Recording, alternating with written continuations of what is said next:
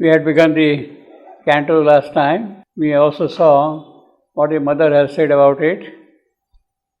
Quickly, a covert answer to his seeking came. Seeking because he did not find our sweet mother in the self of mind, and that would not satisfy him at all. She, the one who brings dynamism and meaning and content to this creation. And if she is missing, then what's the use of that kind of a world at all, you see?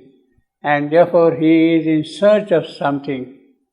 He is a quester, he is a researcher, and he has to find somebody who can solve the problem, the issue of this mortal creation. And therefore he is looking for an answer. The answer comes to him now in the world soul.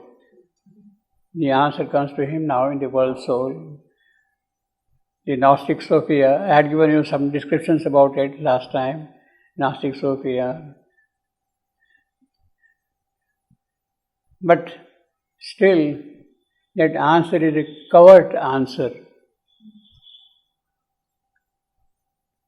It is not a direct open answer to what he is seeking. Now, there could be two things. He is exploring the entire hierarchy of the spiritual planes. So he is looking for something, he is answering something. How does he know that it is a covert answer? It is not a direct answer, you see.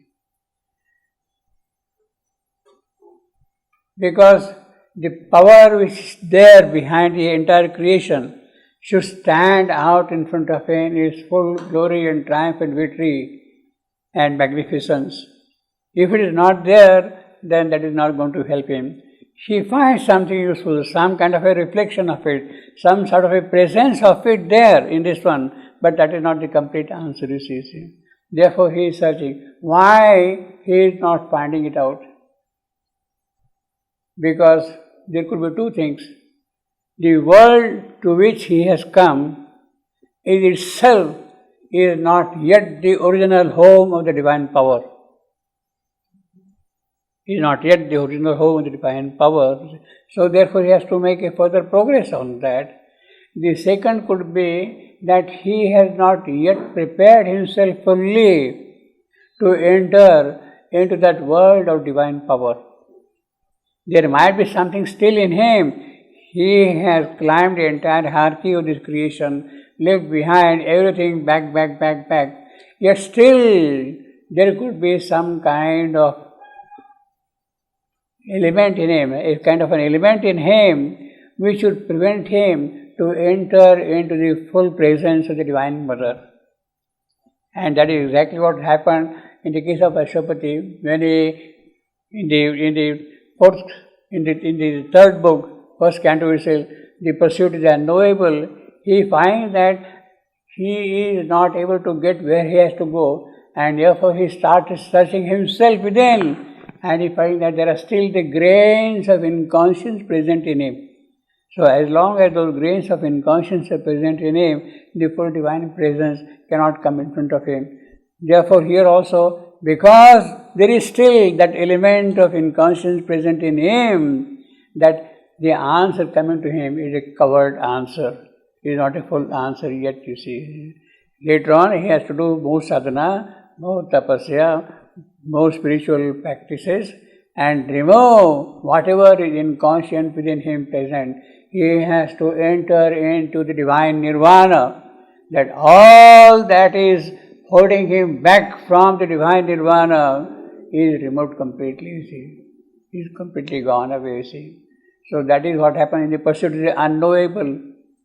He has to enter into nirvana there.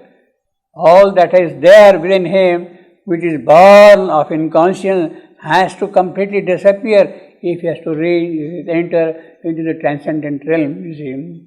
So that is why the answer will become, at that place, then the answer will become a kind of an open secret to him. Yeah, here is the full glory of the Divine Mother.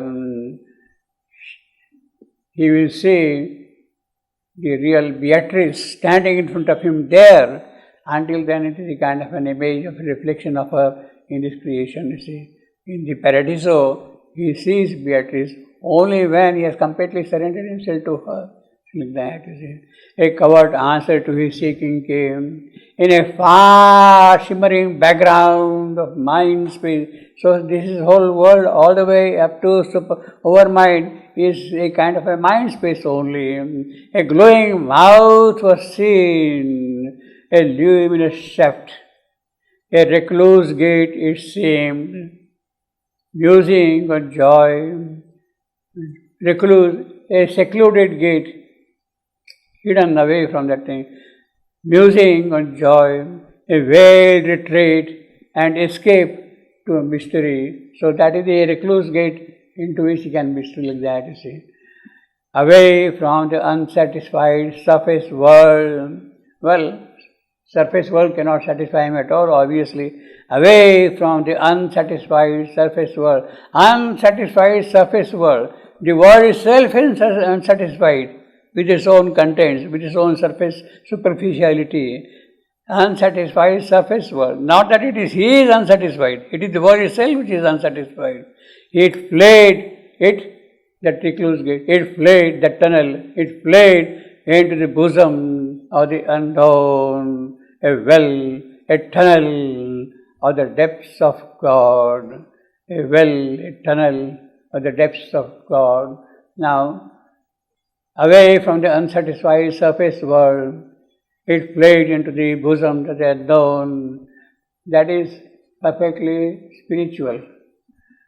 But the image, a well, a tunnel of the depths of God, it has a Christian element in it.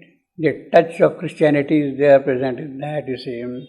This image, well, tunnel, depth, they are not present in the other Indian spiritual literature.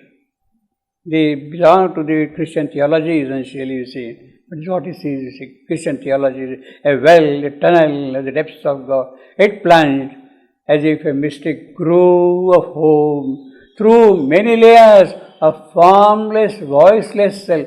Many layers of formless, voiceless self, you see. It's not one. So, although the self is voiceless, formless, yet it has layers and layers and layers actually, you see. To reach the last profound, it plunged as if a mystic groove of hope. So that is the hope. Through many layers of formless, voiceless self, to reach the last profound of the world's heart. Last profound of the world's heart. Still it is the heart. Still it is the last. Now he says, to reach the last profound of the world's heart.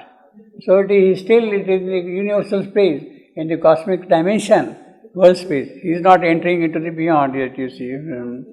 To reach the last profound. Now he has used the word profound here as a noun. Deep, depth, you see.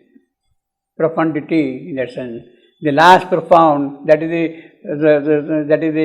the noun actually, profound. And from that heart there surged a wordless call, leading with some still, impenetrable mind, voicing some passionate, unseen desire.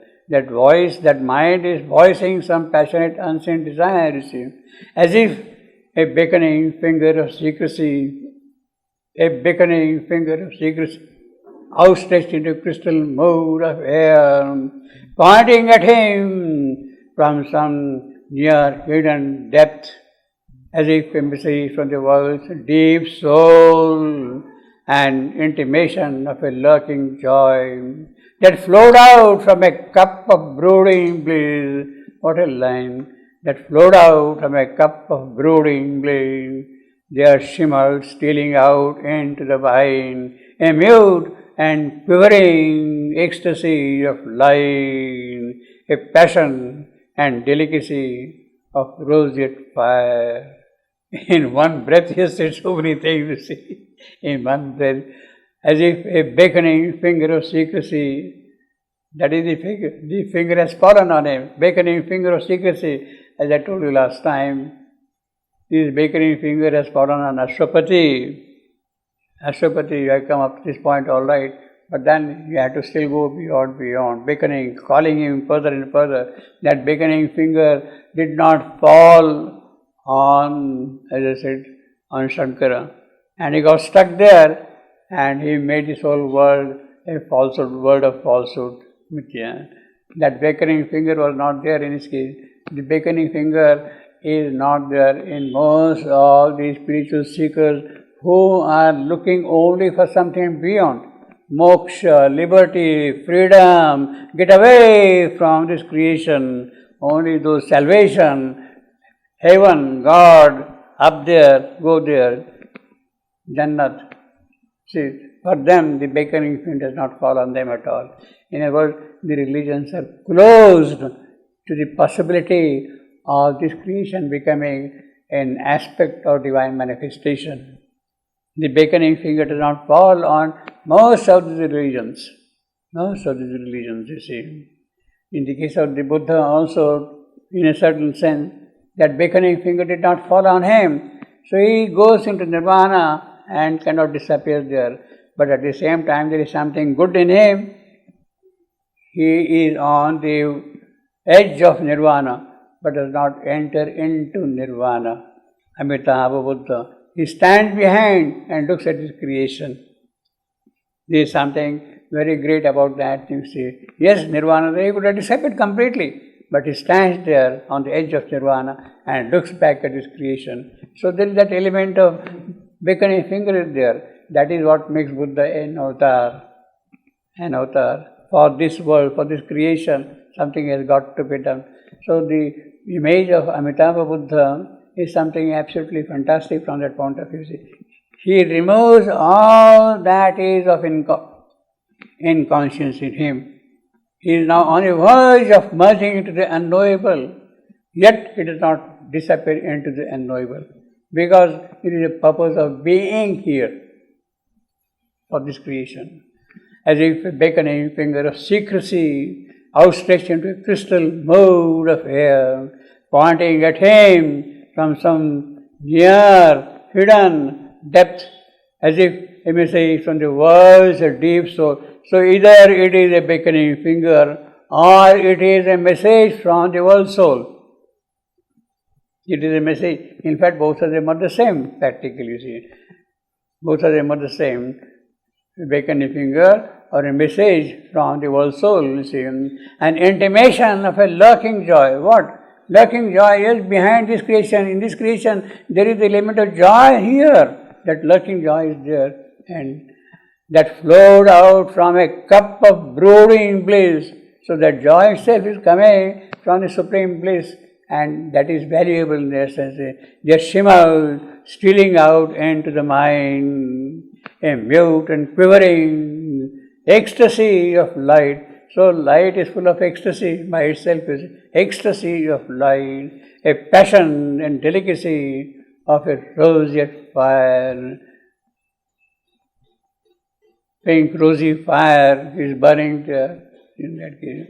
That is the character of the world soul. Roseate fire, you can say, the character of the world soul is roseate fire. As one drawn to his lost spiritual home, feels now the closeness of a waiting love, into a passage dim and tribulous that clasps him in from day and night's pursuit. He travels, led by a mysterious sound. Now he is a yogi who is seeing something different altogether. He is going on now in his world soul and he is led by mysterious sound. He is hearing sound and it is a sound which is now taking him to different parts of the world soul, you see. It is sound which they guide there now. He hears sound of various types of sound. In fact, we are going to have a complete description of sounds here in the next few sentences. There is a whole list of sound which are described here, which are leading him to see. And sound related words. We have got a full description of sound and sound related words from this point onwards, from 75 point onwards, you see. In fact, I have made a list of those sounds. Let me just quickly read them first. What we got here. Murmur, call, voice, cry, whispers, flute, notes, melody, laugh, sob, tinkling, hymn, gong, bikroon, anthem, quiver, shrill, hush, jingling bell, anklet bells, harmonious sound, trembling. So these are the entire, the whole set of sounds he is hearing. So the entire emphasis is on the subtle sound to which his subtle ear has opened out. His subtle ear has opened out to different types of sound. And the yogi hears various types of sound. The ant may be crawling there on the ground, on the wall. We don't hear anything at all, but the yogi hears the walk of the ant, like that. Yogi hears the walk of the ant like that. You maybe hear the gallop of the horse, but that is too loud and too loud. But when the ant is crawling or the centipede is moving, still there is a kind of a sound, and the yogi can hear that kind of a sound, you see. A murmur, multitudinous and low, all sounds it was internal, yet still the same. One subtle sound presenting itself into a variety of sound. Each bird cry is a different sound. The barking of a dog is a different sound. Meow of a cat, every sound. Cow, buffalo, whatever it is, the kind of sound they make. Each sound is again belonging to one single sound from that thing. A murmur, multitudinous and lone, all sounds it was in turn. Now, although he is describing here the faculty of sound, of ear perception only, for a yogi, all the senses open out that way. You see visions in a different way altogether. You will not see only the object, you see some kind of a vision behind it. You don't see only one particular thing. You feel the fragrance coming to you. Different types of fragrances you feel. Incense is burning there, rose is there, attar is there, all kind of fragrances are there. You can feel the fragrances. Actually, many times it happens, if you go to shave into the room, you feel a different type of a fragrance there present. You see. The very presence is there, you feel a different fragrance. You will not hear the sound at all, but you feel the fragrance there, you see in that room, you see like that. Same way if you go to the place where they have kept all the archival materials of Shivandu's own handwriting in the ashram, in that room, you have a different feeling altogether. You see something different, you smell something different, you start kind of hearing different things in that place, you see, all that. If you slightly open to that thing, really the kind of fragrance is there present like that. So, all these things are present, and if your sense faculties open out, they receive all the vibrations. A hidden call to unforeseen delight. Call, you see, now he is giving this spell is in the summoning voice, you see. Number of sound and sound related words is absolutely beautiful, you see. One long known and loved, but nameless to the unremembering mind. It led to a rapture back the truant heart. The heart which has played away, has made an error, it has led back to the rapture, you see. The immortal cry, now another word, sound, you see, all this sound, listening of sound. The immortal cry ravished the captive ear. Then, lowering its imperious mystery, it sang to a whisper, circling round the soul. So, from the cry, it has become a whisper. So, the entire list of sound words is there, is completely, see, whisper. It's saying the yearning of a lonely flute. As if somebody is playing the flute, some music, Krishna is playing the flute. You have to have ear to listen to that music which is going on constantly there. The reed is blowing, the wind is blowing to the reed, and you have to have the ear to listen to the sound, the music which is coming out of that. lonely flute that roamed along the shores of memory. So he is listening to the music of the flute, which he had heard long ago during the time of Krishna himself. Shores of memory, when he heard Krishna's music on the flute, it is that which he is now remembering, and the lonely flute is playing in his ears. See? So the long association, ageless associations of sound are there, is completely. See? And fill the eyes with tears of longing joy. A cricket's crash and fiery rash and fiery single note. See now, we have got the flute, we have got the cricket sound, the bird, see, and fiery single note, shrill voice in the night, a cricket sound, you see, in the night. Cricket's rash and fiery shrill single note, it marked with shrill melody, nice, moonless hush. That is what the crickets do in the night, you see, moonless. Perfect description of the sound, you see, and beat upon a note of mystically beat, again, sound-related word. It's high, insistent, magical reveille. So you hear the sound of a kind of memory again. So all the sound-related words. A jingling silver laugh. Jingling silver laugh. So again sound of anklet bells. So the anklet bells are a laugh, you see. Travel the roads of a solitary heart, his danceless and eternal lonely grave. And oh, forgotten sweetness, sobbing came. So the sound of sobbing is there again, sobbing came. Or from a far harmonious distance heard, far harmonious distance heard, the tinkling pace of a long caravan. The caravan is moving in the desert, ting, ting, ting, ting, goes on slowly in a silent pace. Whether it is in Rajasthan or in Arabian desert, that is how the caravans move. See, a long line of camels, maybe 40, 50, 100, moving in a tinkling pace like that, you see. The tinkling pace of a lot, Junu, Junu, Jun, Junu. See, there is a place called in Rajasthan, Jun Jun.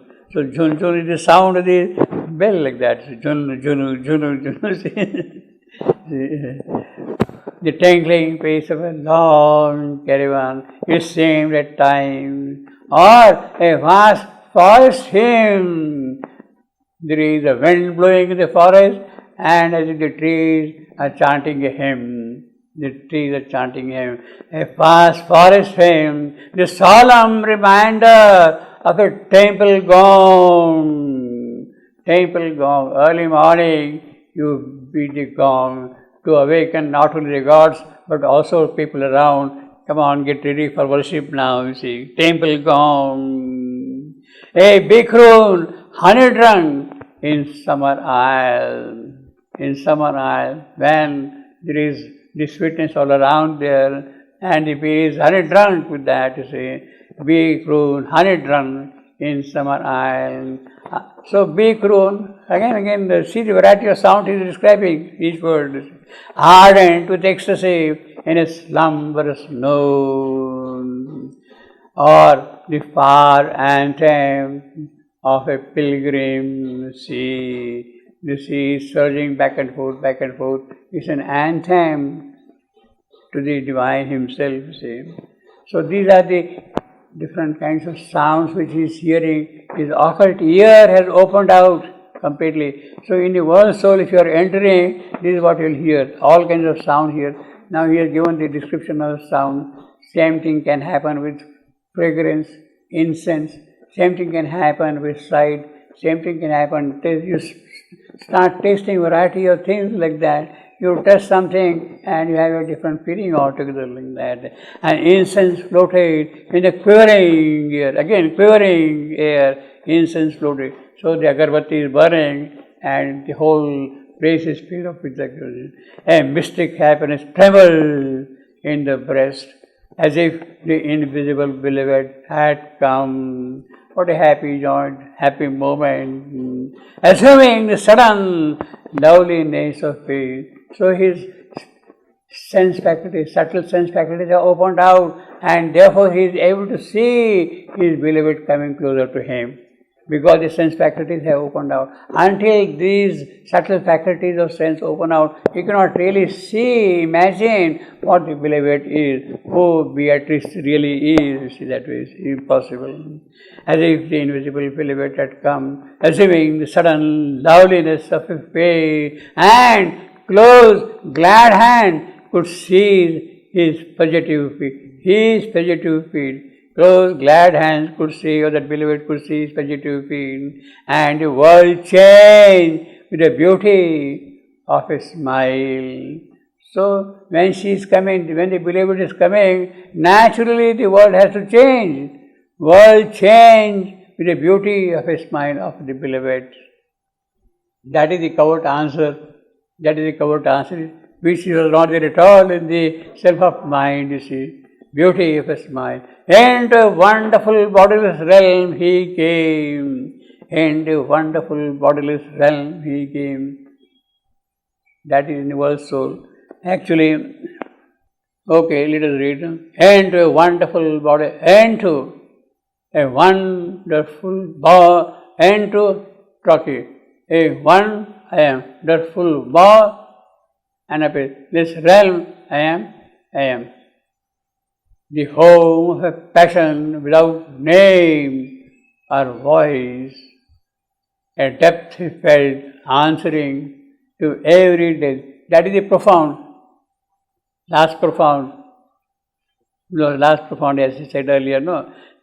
The depth he felt answering to every high, and nook was found that could embrace all world. So what an image. So you have got a corner there where the entire world could be embraced, you see. So what is that nook? The world soul. World soul is the nook in the entire expansion of this universe, of this cosmos, in the cosmic expanse. Worlds and worlds and worlds are there, but here is a nook. The world soul is there where you could embrace all worlds. And a wonderful bodiless realm, a point that was the conscious knot of space, an hour eternal in the heart of time, an hour eternal. I am null, Pyrrhic, I am, an hour eternal in the heart of time. Mother does not directly refer to this one, but the reference to this is very clear. Into a bodiless realm he came. Bodiless realm he came. Now, what is the connection between the bodiless and the body? And the body to be. Body, what we have, body to be, and this bodiless realm. In one of our conversations, volumes, Collected Works of the Mother, volume 9, page 128, she says, there is a possibility of a purely supramental creation, that the supramental creation can come suddenly down here as it is. There is a possibility that supramental himself will embody himself in this creation, as if it is come to drop down from above into this creation. There is a possibility of a purely supramental creation.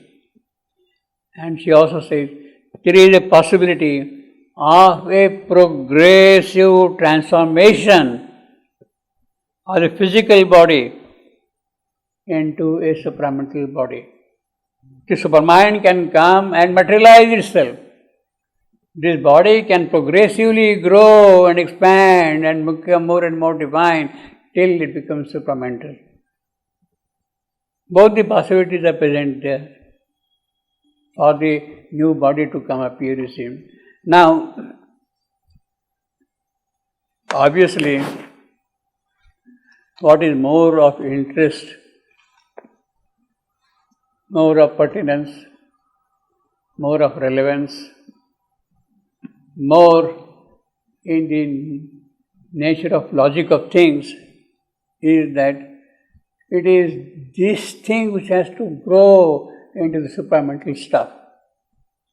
It is not that something is going to drop down and they are happy. Then the entire purpose of this creation, of this evolution will be lost completely, you see. It is something from here to grow, and then keep on receiving. So there is a progressive possibility of the supramaterialization which must happen there, you see.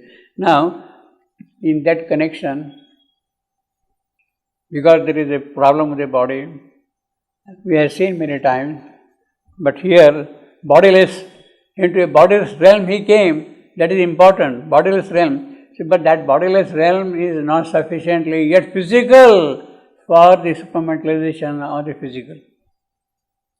It is not sufficient, you see, that's the whole thing. Sri Aurobindo said there will be an intermediary race. Obviously, intermediary race.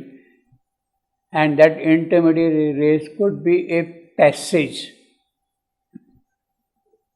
Now, it could be a passage in both ways. It could be a passage in both ways. For you to climb from the gross physical into this thing, into that body of the intermediate race, and then the divine body. It could also be a passage from above, coming down through the intermediate rays into the material creation.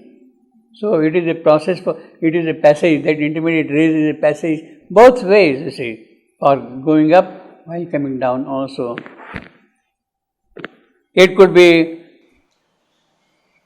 perpetuated according to the needs and necessities of creation. That is the most important thing. The whole idea of the body of the intermediate rays, that it could be perpetuated depending upon the needs and demands of the situation of consciousness, or the evolutionary need which is there. It can kind of adapt itself. So that way, the whole mechanism which has been yogically worked out by Sri Aurobindo is something absolutely practical.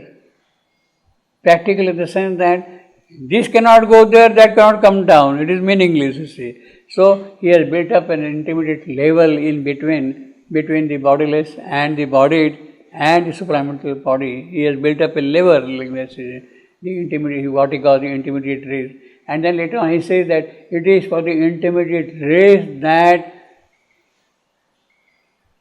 the beings of that race could be recruited for the supramental transformation. Could be recruited, could be promoted, taken up like that, and same way the other way around also. Now, obviously, this intermediate race is governed by what Sri Aurobindo has called the mind of light. Mind of light is the presiding deity of this intermediate race. Mind of light. The physical's mind opening to the supramental light and force. The mind is the physical, opening to the supramental light and force. That is what he calls the mind of light. That mind of light opening to the supramental rays, it is that which is going to govern the intermediate race. In other words, that mind of light is going to build up something from below and is also going to receive something from above, and then bring them together and produce a new dimension of the same. So the intermediate race, what she is talking about, is essentially governed by the mind of light. Now all these things have happened yogically during the last 3 years of Sri Aurobindo's sadhana of yoga. In fact, entire focus of his yoga was from 47 onward to create a proper base for the working of the mind of light. He felt it necessary that an intermediate plane be built up between the overmind and the supermind, between the overmind and the supermind. An intermediate stage be built here, and that stage is governed by the mind of light, you see. So, yogically it is a new creation altogether. And that is something wonderful he has done. Yogically he has achieved that thing as a very practical step. Not that that is going to be the final aim of evolution, but that is a practical necessity for things to get promoted and make further progress on that direction. That is the whole idea of the whole thing, you see. So, bodiless realm he has come, but that is not sufficient. All right, world, soul, bodiless realm, all right, you see. Let me read something here from the Mother herself. All these things which are happening, one doesn't see it. One doesn't see. She gives an example.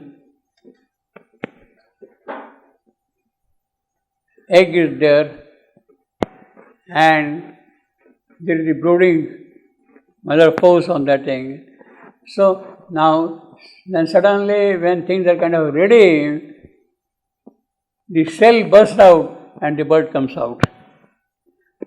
Now, during the entire process of brooding and all that thing, as if in that cell the entire material of life and whatever is required for it to come into existence is present, is getting prepared, and it is kind of waiting for that brooding force to work itself out so that it can pierce the cell and come out here. Now, that is exactly the kind of a thing which is going to happen here when you are talking of intermediate race and all that thing. It is the material, the life material, the spiritual material, whatever you want to call it, it is present in that egg, and when that thing is ready, then the bird can pierce very quickly without any effort, so to say, and then it can take its own life and be free altogether, you see. One doesn't see it, that this is happening, that the bird is going to come out, one doesn't see it. Something is happening in the shell, but outside one sees nothing. And it is only when all is ready that there comes the capacity to pierce the shell. When all things are ready, capacity to pierce the shell and be born into the light of the day. So, there is that kind of a incubation, that preparation. The stuff is already present there, but the element of incubation is there. So, in fact, I think what we are doing is, what we are seeing is that process of incubation. We are not aware of it, but it is that intense incubation which is going on there. And we will just kind of watch and see, and suddenly the bird will come out of it. Now, in that conversation which I have given that reference, she says, there was sight, touch, hearing. She speaks that there was sight, touch, hearing. But hearing doesn't need to be very material. She says hearing doesn't need to be material. The sounds of the subtle physical life, its vibrations can be heard very well. Can be heard very well and quite strongly. It is hearing and smell which seem to be the most permanent in the subtle physical world. He speaks of hearing and smell. We had here exactly the same two examples. He is giving you a complete list of all the sounds, and then he says, an incense burned, you see. Hearing and fragrance, you see. She says here, it is hearing and smell which seem to be the most permanent in the subtle physical world, more so than the perception of form, and also a certain sense of contact which is very, very concrete. Only this heavy material presence of a physical body. Our physical body does not seek that kind of a thing. Body which occupies an absolutely definite and concrete plane and prevents any other thing from occupying the same plane. See, our physical body is kind of preventing those forms to come and occupy this seem to be possible. Therefore, what has so far been achieved has, after all, to be a little more fluid than the heaviest kind of matter. So the bodiless world into a bodiless form he came is a very rich phrase, you see, in that way. Completely. Mother described all these things in great detail. And a wonderful bodiless realm he came. See. The incubation is going on there constantly. And all the colors, all the hues, all the fragrances are there, all the sounds are there, vibrations are there completely. The silent soul of all the world was there. A being lived, a presence and a power. Now he is going to describe the details of that thing, you see. The silent soul of all the world was there. A being, Satchitananda, Sat part of it, being, the soul, the divine person himself, a presence and power. Now, presence and a power, both the divine Purusha and the divine Prakriti, they are simultaneously present there. Presence and power. This phrase, presence and power, appears repeatedly as a single phrase in number of places in Savitri. Presence and power. He talks of presence and power repeatedly in Savitri in different contexts. Presence and power. A single person who was himself and all and cherished nature's sweet and dangerous law. A single person, that being was a single one, but at the same time nature was there, and he allowed her to work in her own way, transfigured into beings of divine and pure. Mother does not directly refer to this one, but the reference to this is very clear. Into a bodiless realm he came. Now, what is the connection between the bodiless and the body? And the body to be. Body, what we have, body to be, and this bodiless realm. In one of our conversations, volumes, Collected Works of the Mother, volume 9, page 128, she says, there is a possibility of a purely supramental creation, that the supramental creation can come suddenly down here as it is.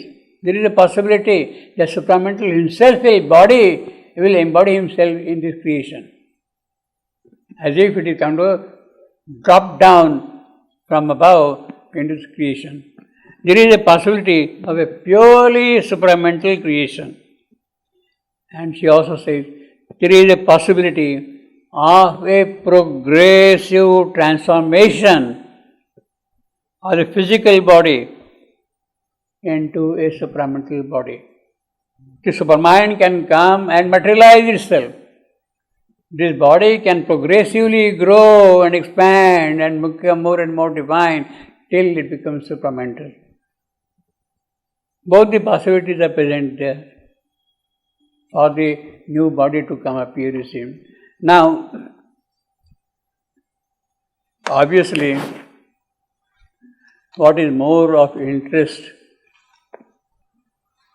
more of pertinence, more of relevance, more in the nature of logic of things is that it is this thing which has to grow into the supramental stuff.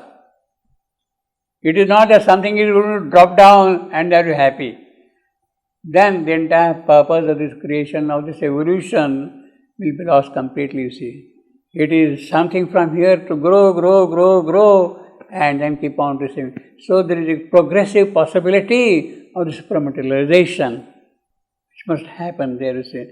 Now, in that connection, because there is a problem with the body, we have seen many times, but here, bodiless, into a bodiless realm he came, that is important, bodiless realm. But that bodiless realm is not sufficiently yet physical for the supramaterialization of the physical. It is not sufficient, you see, that's the whole thing. Sri Aurobindo said there will be an intermediary race. Obviously, intermediary race.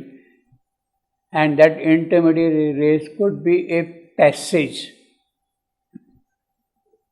Now, it could be a passage in both ways.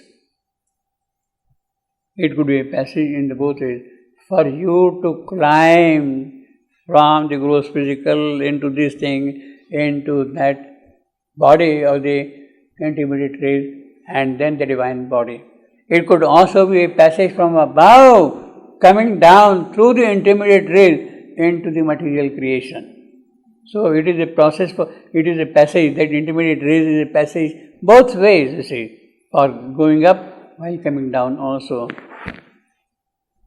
It could be perpetuated according to the needs and necessities of creation. That is the most important thing. The whole idea of the body of the intermediate race, that it could be perpetuated depending upon the needs and demands of the situation of consciousness, or the evolutionary need which is there. It can kind of adapt itself. So that way, the whole mechanism which has been yogically worked out by Sri Aurobindo is something absolutely practical. Practical in the sense that this cannot go there, that cannot come down. It is meaningless, you see. So he has built up an intermediate level in between the bodiless and the bodied and the supramental body. He has built up a level like this, the intermediate, what he calls the intermediate race. And then later on he says that it is for the intermediate race that the beings of that race could be recruited for the supramental transformation. Could be recruited, could be promoted, taken up like that, and same way the other way around also. Now, obviously, this intermediate race is governed by what Sri Aurobindo has called the mind of light. Mind of light is the presiding deity of this intermediate race. Mind of light. The physical's mind opening to the supramental light and force. The mind is the physical opening to the supramental light and force. That is what he calls the mind of light. That mind of light opening to the supramental race, it is that which is going to govern the intermediate race. In other words, that mind of light is going to build up something from below and is also going to receive something from above, and then bring them together and produce a new dimension of the same. So the intermediate race, what she is talking about, is essentially governed by the mind of light. Now all these things have happened yogically during the last 3 years of Sri Aurobindo's sadhana of yoga. In fact, entire focus of his yoga was from 47 onward to create a proper base for the working of the mind of light. He felt it necessary that an intermediate plane be built up between the overmind and the supermind, between the overmind and the supermind. An intermediate stage be built here, and that stage is governed by the mind of light, you see. So, yogically it is a new creation altogether. And that is something wonderful he has done. Yogically he has achieved that thing as a very practical step. Not that that is going to be the final aim of evolution, but that is a practical necessity for things to get promoted and make further progress on that direction. That is the whole idea of the whole thing, you see. So bodiless realm he has come, but that is not sufficient. All right, world, soul, bodiless realm, all right, you see. Let me read something here from the mother herself. All these things which are happening, one doesn't see it. One doesn't see. She gives an example. Egg is there, and there is the brooding mother force on that thing. So now, then suddenly when things are kind of ready, the cell bursts out and the bird comes out. Now during the entire process of brooding and all that thing, as if in that cell the entire material of life and whatever is required for it to come into existence is present, is getting prepared, and it is kind of waiting for that brooding force to work itself out so that it can pierce the cell and come out here. Now that is exactly the kind of a thing which is going to happen here. When you are talking of intermediate race and all that thing, it is the material, the life material, the spiritual material, whatever you want to call it, it is present in that egg. And when that thing is ready, then the bird can pierce very quickly without any effort, so to say, and then it can take its own life and be free altogether. You see. One doesn't see it, that this is happening, that the bird is going to come out, one doesn't see it. Something is happening in the cell, but outside one sees nothing. And it is only when all is ready that there comes the capacity to pierce the shell. When all things are ready, capacity to pierce the shell and be born into the light of the day. So there is that kind of a incubation, that preparation. The stuff is already present there, but the element of incubation is there. So in fact, I think what we are doing is, what we are seeing it is that process of incubation. We are not aware of it, but it is that intense incubation which is going on there. And we will just kind of watch and see, and suddenly the word will come out of it. Now, in that conversation which I have given that reference, she says, there was sight, touch, hearing.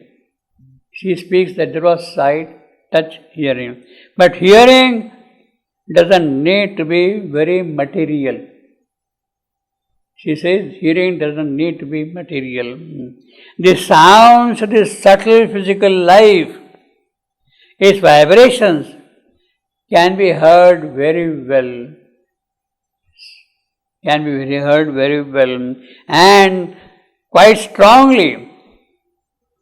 It is hearing and smell which seem to be the most permanent in the subtle physical world. He speaks of hearing and smell. We had here exactly the same two examples. He is giving you a complete list of all the sounds, and then he says, an incense burned, you see. Hearing and fragrance, you see. She says here, it is hearing and smell which seem to be the most permanent in the subtle physical world, more so than the perception of form, and also a certain sense of contact which is very, very concrete. Only this heavy material presence of a physical body. Our physical body does not see that kind of a thing. Body which occupies an absolutely definite and concrete plane and prevents any other thing from occupying the same place. See, our physical body is kind of preventing those forms to come and occupy, as you see, seem to be possible. Therefore, what has so far been achieved has, after all, to be a little more fluid than the heaviest kind of matter. So the bodiless world into a bodiless form he came is a very rich phrase, you see, in that way. Completely. Mother described all these things in great detail. And a wonderful bodiless realm he came. See. The incubation is going on there constantly. And all the colors, all the hues, all the fragrances are there, all the sounds are there, vibrations are there completely. The silent soul of all the world was there. A being lived, a presence and a power. Now he is going to describe the details of that thing, you see. The silent soul of all the world was there. A being, Satchitananda, Sat part of it, being, the soul, the divine person himself, a presence and power. Now, presence and a power, both the divine Purusha and the divine Prakriti, they are simultaneously present there. Presence and power. This phrase, presence and power, appears repeatedly as a single phrase in number of places in Savitri. Presence and power. He talks of presence and power repeatedly in Savitri in different contexts. Presence and power. A single person who was himself and all and cherished nature's sweet and dangerous star. A single person, that being was a single one, but at the same time nature was there, and he allowed her to work in her own way, transfigured into beings of divine and pure. One who could love without return for love. Well, that never happens in our world. It is always a kind of a bargain. It is always kind of a commercial transaction. Love, not for the sake of pure love. You expect something back, so to say. One who could love without return for love, meeting and turning to the best of all. It healed the bitter cruelties of earth, transforming all experience to delight. Intervening in the sorrowful paths of birth, it rocked the cradle of the cosmic child. It rocked the cradle of the cosmic child, that being, that nature. They are rocking the cradle of the cosmic child. Cosmic child, Vishwa Balaka, cosmic Vishwa, Balaka, child. He is the Vishwa Balaka, infant, cosmic, because he is still to grow. He is still a small baby. What we are only a small baby to grow into full divine nature of our own. Therefore, we are only a child, Balak, you see. Rocked the cradle of the cosmic child, and still all weeping with its hand of joy. It led things evil to the secret good. It led evil towards their secret good. It turned racked falsehood into happy truth. Its power was to reveal divinity, even in this ugliness, in this harshness, in this world which is governed by death. The element of immortality there. It is that which is being revealed. By whom? By that being who is there, that presence and the power. It is he who is doing that thing. Infinite, coeval with the mind of God. Infinite, coeval. He is contemporary with the mind of God. The way the mind of God was born. He says coeval, yet not the same. That being, that cosmic being, he is coeval with the mind of God. It bore within itself a seed, a flame, a seed from which the eternal is newborn. Nature being what he has described, from it, a seed from which the eternal is newborn. That is the whole purpose. The eternal is going, a flame that cancels death in mortal things. That is the purpose of the death. That is the purpose of the flame, you see. Flame cancels death in mortal things. The immortal in the mortal takes the mortal towards deathlessness. The immortal takes mortal to death. Infinite, coeval with the mind of God. So it thinks the way God Himself thinks about matters. It bore within itself a seed, a flame, a seed from which eternal is newborn, a flame that cancels death in mortal things. All grew to all kindred and self and dear. The intimacy of God was everywhere. So in the world soul, everywhere. No veil was felt, no brute barrier inert, distance could not divide, time could not change. So that is what the distance is. Distance means what? One measure, you are dividing into, you see. And time could not change. 1 hour, 2 hours like that, you are dividing like that. A fire of passion burned in spirit's depth. A fire of passion burned in spirit's depth. A constant touch of sweetness linked all heart. A fire of passion burned in spirit. What a beautiful line here. A fire of passion burned in spirit depths. A constant touch of sweetness linked all heart. Perfect iambic line.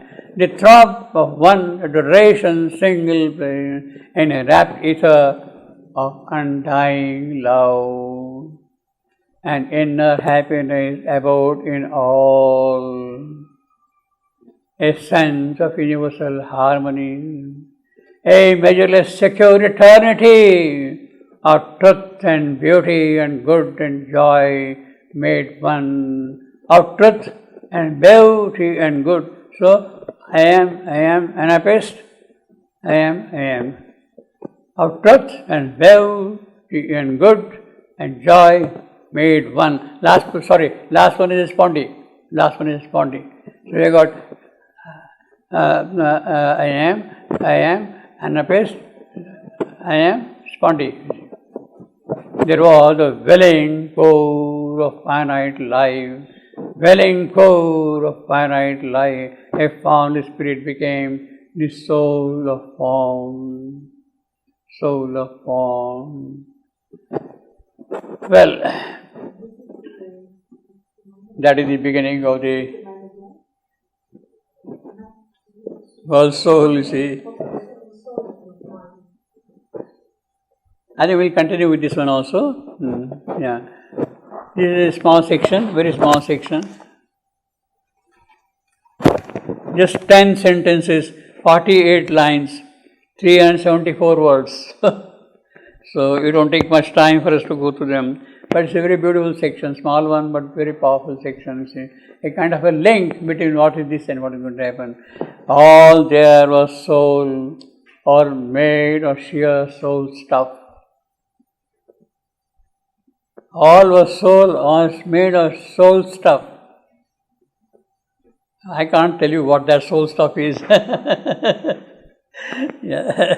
So we have to. But made of soul, a sky of soul covered a deep soul ground. A sky of soul covered a deep soul ground. All that was known by spirituals. Now that's the whole thing. Known by a spiritual sense. Spiritual sense. You don't know by your mind, by faculty of thinking, by analysis, by objectifying things like that. You know it immediately by spiritual soul. What is behind all those things you see? All here. Now what is the spiritual sense? The spiritual sense is simultaneously in both the aspects of comprehending and apprehending. Spiritual sense is both. You comprehend what the object is going to tell you. You apprehend what the object is presented to you. See. So the spiritual sense has simultaneously both the elements present in it, comprehension and apprehension. You see. All here was known by spiritual sense. Thought was not there, but a knowledge near and one. Sees on all things by a moved identity, a sympathy of self with other self. Well, that is very rare in our case. Sympathy of self with other self, a touch of consciousness on consciousness, So basically it starts now a touch of consciousness. So what is touching is, what you are seeing is a consciousness which is responding to a consciousness. Not thought or feeling or idea or anything, but it is a consciousness which itself is responding to us. So when the gods talk to each other, they talk in terms of the consciousness. Consciousness touching to consciousness. When the mother talks to Durga, it is the consciousness which is talking to consciousness, which is a touch of consciousness and consciousness, a touch of I am consciousness, spirit, on I am consciousness, spirit again. And beings look on, being with inmost gaze, and heart led bare to heart, without walls of speech. So you don't need to communicate. There are no speech. Speech itself is a barrier in that communication. Speech itself is a barrier. Walls of speech and unanimity of seeing mind in various forms, numerous with one God. The mother was having conversations every time with the Durga. Every October she used to come visit mother. And then she asked one day, "Do you think that we are talking in French?" They got a different language of communication. They talk in a different manner always. And they will be just kind of be together and exchanging notes or whatever it is for days like that, you see. So there was no wall of speech between them, you see. There was no wall of speech between them. And the unanimity of seeing mind, life. So first he has talked of consciousness and consciousness, and of mind. Then life was not there, but an impassioned force. So the vibrancy, dynamism, the push, the thrill of existence, finer than fineness, deeper than the deep, felt the subtle and spiritual power, a quivering out from soul to answering soul, a mystic moment, a close influence, a free and happy and intense approach of being to being with no screen or check, without which life and love could never happen. So, first consciousness and consciousness, now life, finer than fineness, deeper than the deep, finer than the fineness.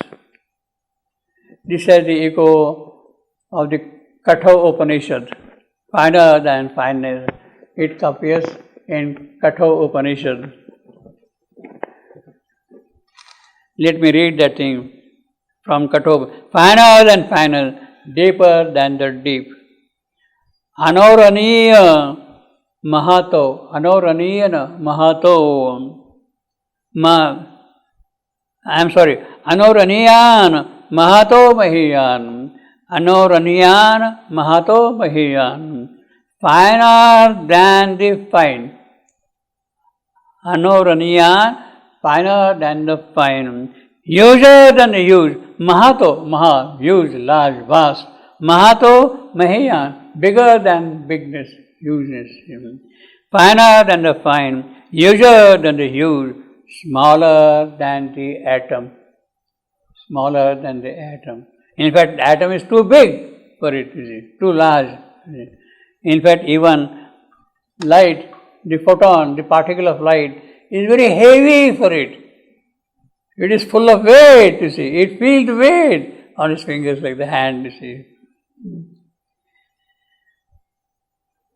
Finer than the finer, deeper than the deep. So this is a complete echo of the Upanishadic phrase, finer than the finer. Body was not there. So he has talked now of consciousness, he has talked of life. Now coming to body, Life was not there. What does it mean?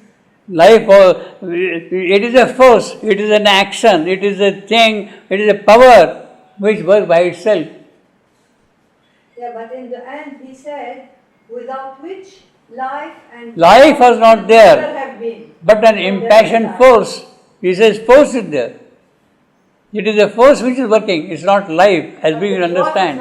It's not the vital element of it. It is a kind of a consciousness force, life force which is working. So this is life. life force which is working, you see.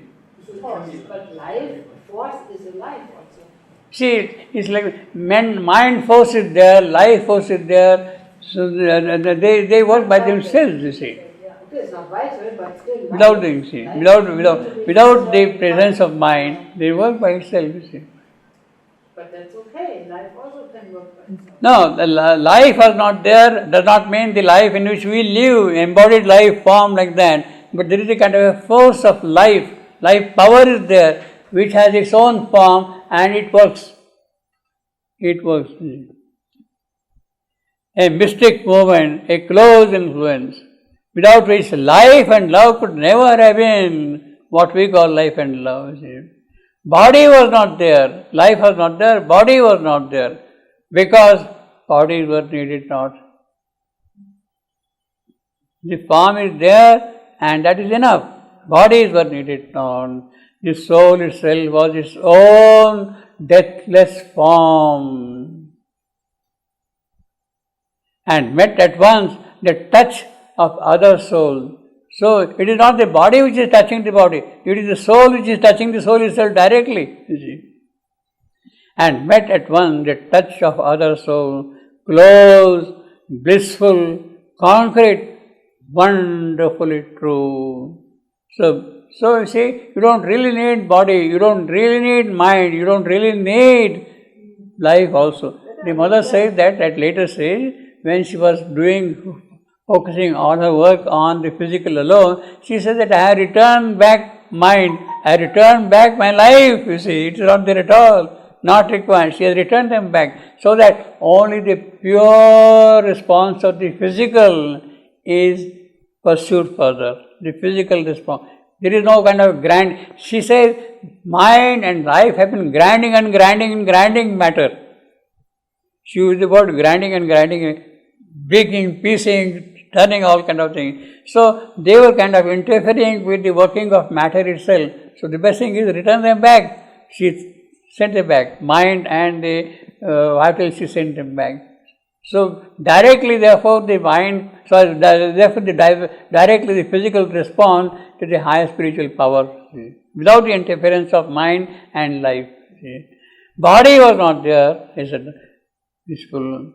As when one walks in sleep through luminous dream, so it is a somnambulist walk. You are walking in the sleep, but it is a walk in luminous dream. Jagruta, it is a luminous dream. Swapna, it is a swapna, but very beautiful, very powerful, very bright, you see. And conscious know the truth their figures mean. There where reality was its own dream, reality was its own dream. He knew things by their soul and not theirs. He, of course, Ashapati, he is referring back to a story. He knew things by the soul and not the same. Perfectly monosyllabic. He knew things by their soul and not their shame. Or as those who have lived long, made in love, need word, no sign for heart's reply to heart. When you have that kind of an identity, you don't really need to communicate. He met and communed without bar or speech. The wall of speech is not there. With beings unveiled by material frame. There was a strange spiritual scenery, a loveliness of lakes and streams and hills. What a lyrical line, what a lyrical description. There was a strange spiritual scenery, a loveliness of lakes and streams and hills, a flow, a fixity in a soul space. So there is the fluidity, there is a kind of a firmness. Both of them are present there. Flow and fixity. Firmness is there, fluidity is also there. A flow and fixity in a soul space. And plains and valleys, stretches of soul joy. And gardens that were flower tracts of the spirit, gardens that were flower tracts of spirit, in meditation, obtained reverie. Well, this is lyrical poetry, absolutely. You don't have to explain anything at all, you see. You have to just enjoy it, you see. Here was the breath of pure infinite. So that is the world soul experience. A fragrance wandered in colored haze. So this is what he feels now. What he sees is the fragrance, the variety of fragrance. Each flower is giving its own fragrance, as if the scent and hue of all sweet flowers had mingled to copy heaven's atmosphere. Appealing to the soul, not the eye. Beauty lived there at home in her own house. So the beauty is now is the appeal of the soul, not of what you see. It's not the physical beauty. You see the beauty of the soul itself completely. Appealing to the soul, not the eye. Beauty lived there at home in her own house. Beauty lived. So when Savitri is seeing Satyavan for the first time, what appeals to her is that soul of Satyavan. What Satyavan also sees in her is the soul of Savitri. It is the beauty of their soul which is kind of recognizing each other, appealing to the soul. So it is not the love at first sight. It is not love at first sight. It is the intimacy of the soul with the soul which is kind of identified here. Beauty lived there. All objects were like bodies of the God.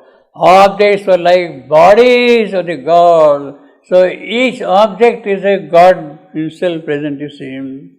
Whether it is a book, whether it is a shelf, whether it is a stone or rock or whatever you want to call it, tree, flower, each is a God. Each image of the tower is a God. That is why you have got an icon, you have got an image, you have got a figure, all those things. They embody the Spirit of God Himself here. That is why you call it Murti. Murti means the full embodiment of the Divine Himself present in stone. A particular aspect of the Divine is kind of present in each stone, in each Murti, you see. All objects were like bodies of the God, a spirit symbol enduring His soul, for world and self were one reality. Because each object is now the deity itself. Each object in the world, each form, each person, each individual is a reality. World and self were one reality.